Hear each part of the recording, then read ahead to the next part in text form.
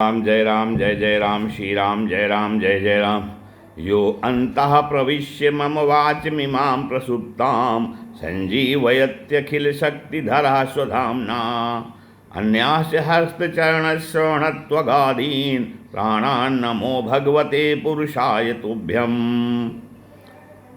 ओम श्री सीतारामचंद्राभ्यां नमः। उमा महेश्वराभ्यां नमः। ओम से एकादशमी दक्षेश्वरधाम दरगाहते नमः। सत्संक्रम्या श्रीमद् महाभागवत पुराण से दसम स्कंद के पूर्वार्ध की प्रथम अध्याय की कथा है। ओम नमो भगवते वासुदेवा, जिसमें भगवान के द्वारा पृथ्वी को आश्वासन, वसुदेव देवकी का विवाह और कंस के द्वारा देवकी के 6 पुत्रों की हत्या की कथा है। राजा परीक्षित ने पूछा, राजोवाच, कथितो वंश विस्तारो भवता सोम सूर्ययोः राज्ञां चोभय वंश्यानां चरितं परमाद्भुतम्। हे भगवान, आपने चंद्रवंश और सूर्यवंश के विस्तार तथा दोनों वंशों के राजाओं का अत्यंत अद्भुत चरित्र वर्णन किया।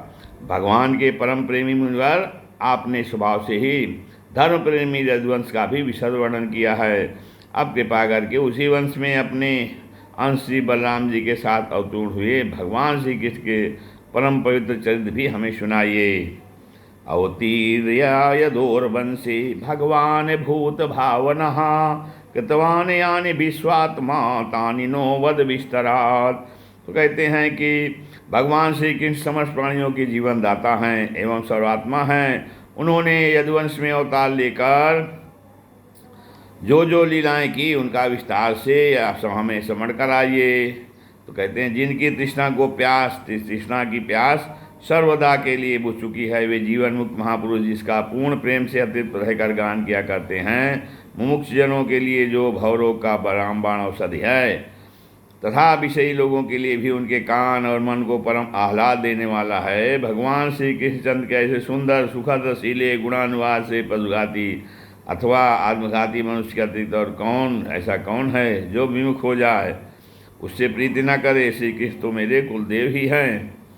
जब कुरुक्षेत्र में महाभारत युद्ध हो रहा था और देवताओं को भी जीत लेने वाले भीष्म पितामह आदि अधिरथियों से मेरे दादा पांडवों का युद्ध हो रहा था, उसमें कौरवों की सेना उनके लिए अपार समुद्र के समान थी, जिसमें भीष्म आदि वीर बड़े बड़े मच्छों को भी निगल जाने वाले तिमिंगिल मच्छों को की भांत भय उत्पन्न कर रहे थे। परंतु मेरे ईश्वरनाम धन्य पितामह भगवान श्री कृष्ण के चरण कमलों की नौका का आश्रय लेकर उस समुद्र को अनायासी पार कर गए। ठीक वैसे ही जैसे कोई मार्ग में चलता हुआ स्वभाव से ही बछड़े के खुर का गड्ढा पार कर जाए। महाराज, मेरा यह शरीर जो आपके सामने है तथा जो कौरव और पांडव दोनों ही वंशों का एकमात्र सहारा था, अश्वत्थामा के ब्रह्मास्त्र से जल चुका था। उस समय मेरी माता जब भगवान की शरण में गईं, तब उन्होंने हाथ में एक चक्र लेकर मेरी माता के गर्भ में प्रवेश किया और मेरी रक्षा की। केवल मेरी ही बात नहीं, वे समस्त शरीरधारियों के भीतर आत्मरूप से रहकर अमृत तत्व का दान कर रहे हैं और बाहर काल रूपी रहकर मृत्यु का मनुष्य के रूप में प्रतीत होना या तो उनकी एक लीला है। आप उन्हीं को ऐश्वर्य और माधुर्य से परिपूर्ण लीलाओं का वर्णन कीजिए। भगवान, आपने अभी बतलाया कि बलराम जी रोहिणी के पुत्र थे। उसके बाद देवकी के पुत्रों में भी आपने उनकी गणना की। दूसरा शरीर धारण के बिना 2 माताओं का पुत्र होना कैसे संभव है? असुरों को मुक्त देने वाले और भक्तों को प्रेम वितरण करने वाले भगवान श्री कृष्ण अपने वात्सल्य स्नेह से भरे हुए पिता का घर छोड़कर ब्रज में क्यों चले गए? यदुवंश शिरोमणि भक्तवत्सल प्रभु ने नंद आदि गोप बंधुओं के साथ कहाँ कहाँ निवास किया? ब्रह्मा और शंकर का भी शासन करने वाले प्रभु ने ब्रज में तथा मथुपुरी में रहकर कौन कौन सी लीलाएं की? और महाराज, उन्होंने अपनी माँ के भाई मामा कंस को अपने हाथों क्यों मार डाला? वह मामा होने के कारण उनके द्वारा मारे जाने योग्य तो नहीं था। मनुष्याकार सच्चिदानंदमय विग्रह प्रकट करके द्वारिकापुरी में यदुवंशियों के साथ उन्होंने कितने वर्षों तक निवास किया और उन सर्वशक्तिमान प्रभु की पत्नियां कितनी थी? मैंने किसी की जितनी भी लीलाएं पूछी हैं वे जो नहीं पूछी हैं वे सब आप मुझे विस्तार से बताइए।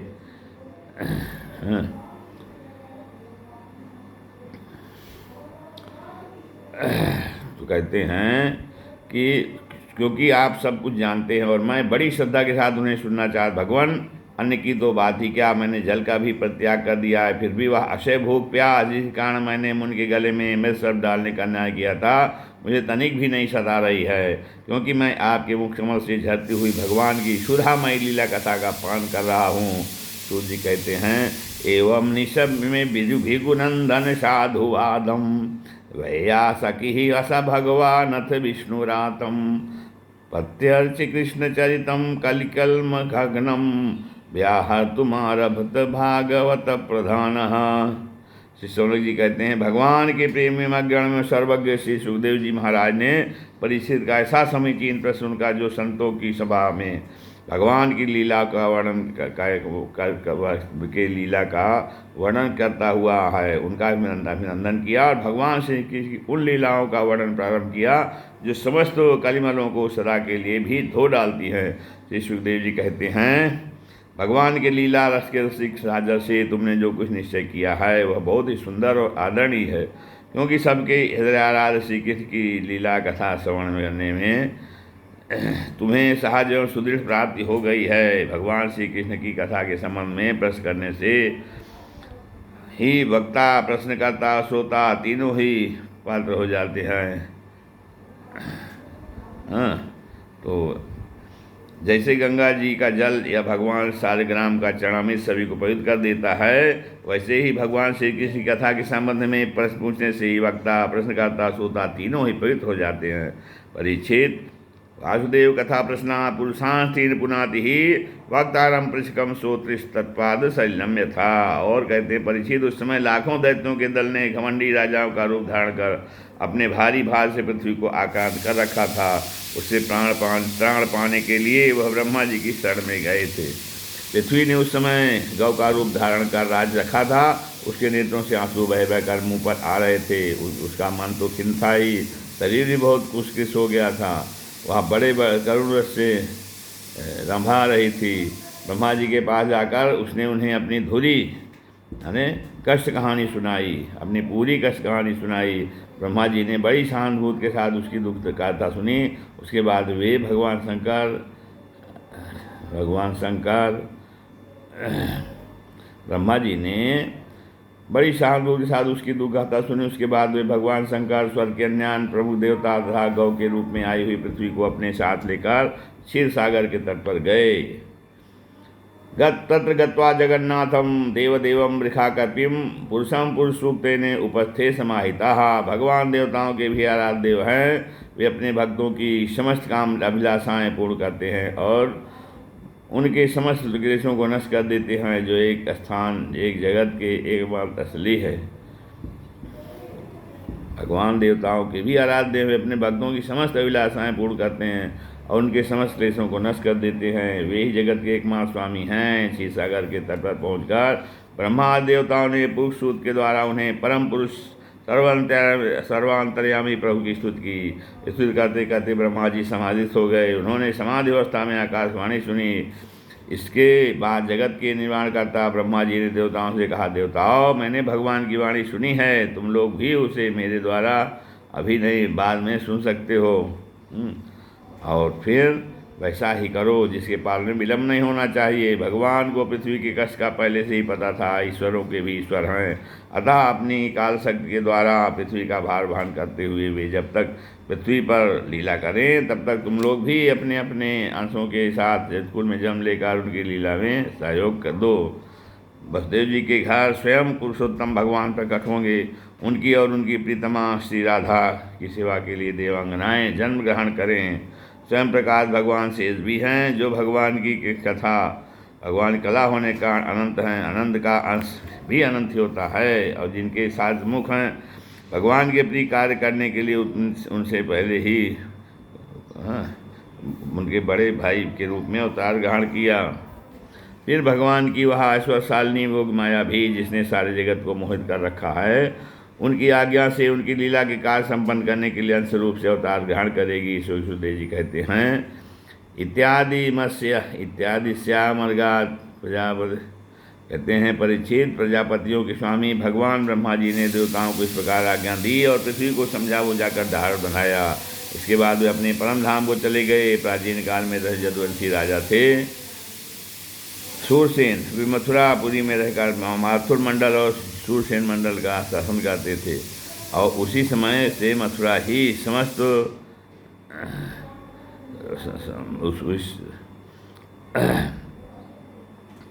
कहते हैं उस समय से मथुरा ही समस्त यदुवंशी नरपतियों की राजधानी हो गई थी। भगवान श्री सर्वदा वहाँ विराजमान रहते हैं। एक बार मथुरा में सूर्य के पुत्र वसुदेव जी विवाह करके अपनी नवविराजित पत्नी देवकी के साथ घर जाने के लिए रथ पर सवार हुए। उग्रसेन का लड़का था कंस, उसने अपनी चेरी बहन देवकी को प्रसन्न करने के लिए उसके रथ के घोड़ों की रास पकड़ ली। वह स्वयं ही उसके रथ के घोड़े की तो स्वयं ही रथ हाँकने लगा। यद्यप उसके सैकड़ों सोने के बने हुए रथ चल रहे थे। देवकी के पिता थे देवक, अपनी पुत्री पर उनका बड़ा प्रेम था। कन्या को विदा करते समय उन्होंने उसे सोने के हारों से अलंकृत 400 हाथी, 15,000 घोड़े, 1800 रथ तथा सुंदर सुंदर वस्त्राभूषणों से विभूषित 200 सुकुमारी दासियाँ दहेज में दी। विदाई के समय वह वधू के मंगल के लिए विदाई के समय वर वधू के मंगल के लिए एक ही साथ शंख, तुरही, मृदंग और दुंदुभिया बजने लगी। मार्ग में जिस समय घोड़ों की रास पकड़कर कंस रथ हाँक रहा था, उस समय आकाशवाणी ने उसे संबोधित करके कहा, अरे मूर्ख, जिसको तू हाथ में बैठा कर लिए जा रहा है, उसकी 8वीं गर्भ से संतान तुम्हारी तुझे मार डालेगी। कंस बड़ा पापी था, उसकी दुष्टता की सीमा न थी। वह जो भोज वंश का कलंकी था। आकाशवाणी सुनते ही उसने तलवार खींच ली और अपनी बहन की चोटी पकड़ उसे मारने के लिए तैयार हो गया। वह अत्यंत क्रूर तो था ही, पाप कर्म करते करते निर्लज्ज भी हो गया था। उसका यह काम देखकर महात्मा वसुदेव जी उसको शांत करते हुए बोले। वसुदेव जी ने कहा, राजकुमार, आप भोजवंश के होनहार वंशधर तथा अपने कुल की भांति बढ़ाने वाले हैं। बड़े बड़े सूरवीर आपकी गुणों की सांत्वना करते हैं। तो ऐसी स्थिति में आप इससे कैसे मार सकते हैं? वीरवर जो जन्म लेते हैं उनके शरीर का साथ ही मृत्यु भी उत्पन्न होती है। आज हो या 100 वर्ष के बाद जो प्राणी हैं उसकी मृत्यु होगी ही। जब शरीर का अंत हो जाता है तब सजीव अपने कर्म के अनुसार श्री राम जय जय राम वो जो तब जीव अपने जब शरीर का अंत हो जाता है तब जीव अपने कर्म के अनुसार दूसरे शरीर को धारण करके अपने पहले शरीर को छोड़ देता है। उसे विवश होकर ऐसा करना पड़ता है। जैसे चलते चलते मनुष्य चलते समय मनुष्य एक पैर जमा कर ही दूसरा पैर उठाता है और जैसे जॉग करते अगले तिनकों को पकड़ लेते हैं तब पहले के पकड़े हुए तिनकों को छोड़ते हैं, वैसे ही जैसे और कोई पुरुष जागृत अवस्था में राजा के ऐश्वर्य को देखकर और इंद्राद के ऐश्वर्य देखकर उसकी अभिलाषा करने लगता है। उसका चिंतन करते करते उन्हीं बातों में घुल मिलकर एक हो जाता है। तो सपने में अपने को राजा मिलकर ही एक हो जाता है। सपने में अपने को राजा था इंद्र के रूप में अनुभव करने लगता है। साथ ही अपने दरिद्र अवस्था के शरीर को भूल जाता है। कभी कभी तो जागृत अवस्था में ही मन इन बातों का चिंतन करते करते तन्मय हो जाता है और उसे स्थूल शरीर की सुध नहीं रहती। वैसे ही जीव कर्मकृत कामना और कामनाकृत कर्म के वश होकर दूसरे शरीर को प्राप्त करता है और अपने पहले शरीर को भूल जाता है। जीवन का मन अपने अनेक विकारों का पुंज, जीव का मन अनेक विकारों पुंज है। देहांत समय वह अनेक जन्मों के संचित और प्रारब्ध कर्मों की वासनाओं के अधीन होकर माया के द्वारा रची हुई अनेक 5 भौतिक शरीरों में जिस किसी शरीर के चिंतन में तल्लीन हो जाता है उस शरीर उस मान पे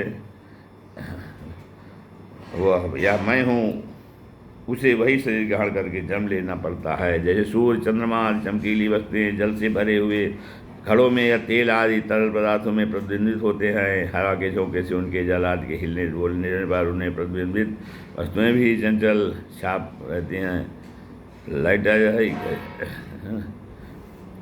तो वैसे ही जीव अपने स्वरूप के अज्ञान द्वारा रचे हुए शरीरों में राग करके उन्हें अपना आप मान बैठता है और मोहवश उनके आने जाने को अपना आना जाना मानने लगता है।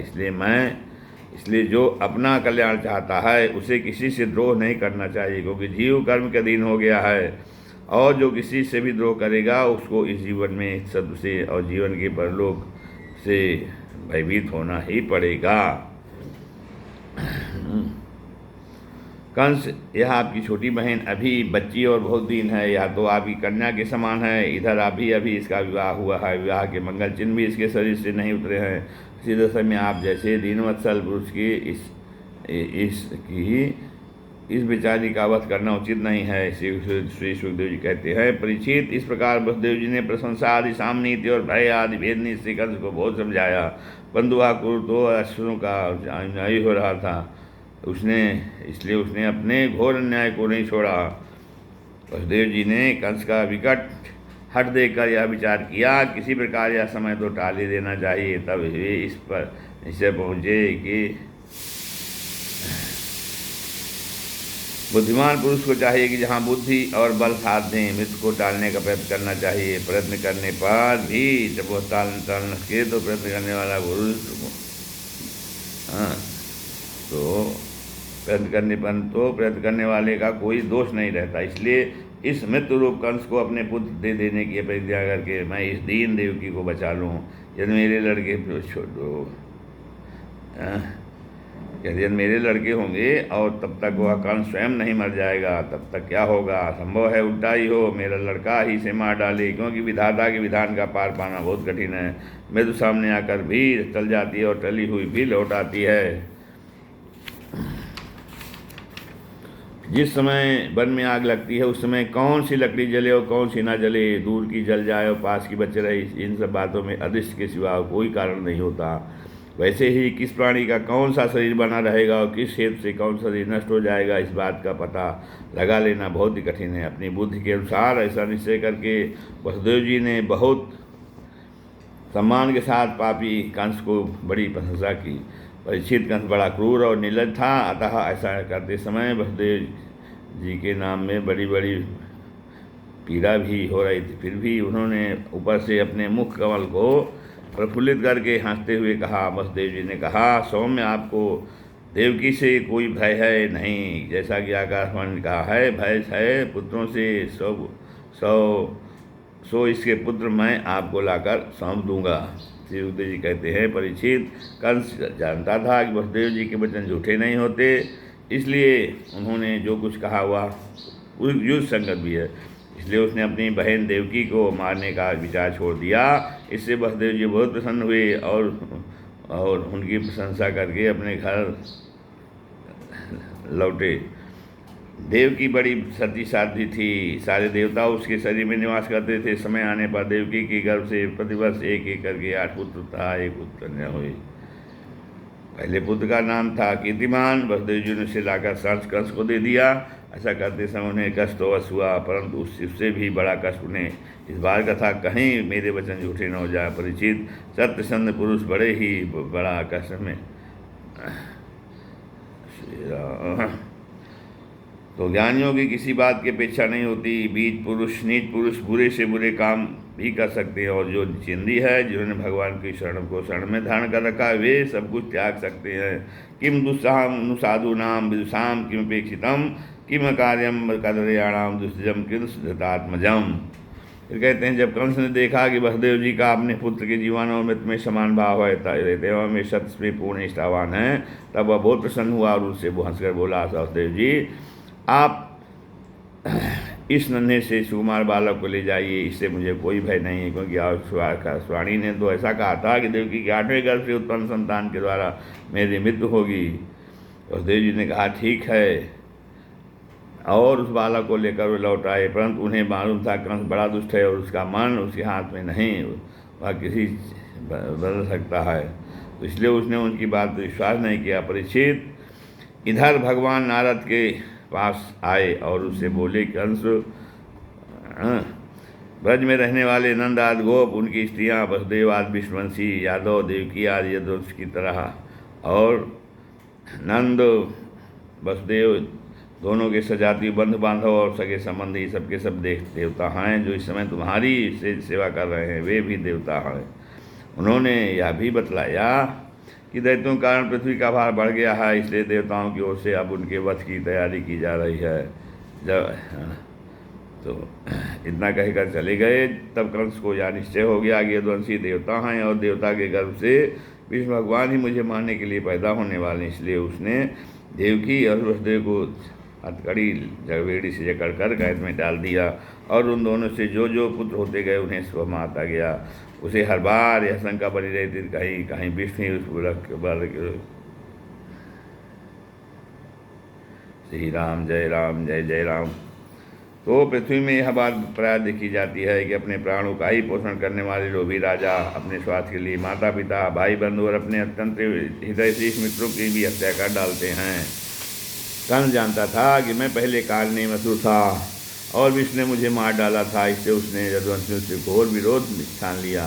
कंस बड़ा बलवान था, उसने यदुभोज कुंतक वंश के अधिनायक अपने पिता उसेन को कैद कर लिया और सूरसेन देश का राज स्वयं करने लगा।